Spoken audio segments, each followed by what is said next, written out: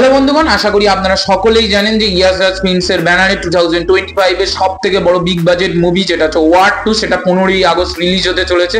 কিন্তু এই যে ইয়াস রাজ ফিল্মস অর্থাৎ ওয়াইআরএফ এর কিন্তু একটা ফের বড় রকম ভুল করছে। তারা মার্কেটিং স্ট্র্যাটেজি কিন্তু খুব বড় রকম ভাবে ভুল করছে। টাইগার 3 এর ক্ষেত্রে যেটা হয়েছিল যে সালমান খান আছে, তারা কোনো রকম ভাবে কিন্তু প্রমোশনাল স্ট্র্যাটেজিতে যায়নি বা প্রমোশনের দিকে একটুও নজর দেয়নি, কেবলমাত্র ব্র্যান্ড ভ্যালুর দিকে নজর দিয়েছিল। টাইগার ফ্র্যাঞ্চাইজের ব্র্যান্ড ভ্যালুর দিকে নজর দিতে গিয়ে দেখেছেন তো বক্স অফিসে কিরকম কি জিনিসটা ঘটলো। একটুও কোনো রকম ভাবে টাইগার 3 কিন্তু সাকসেস পেলো না।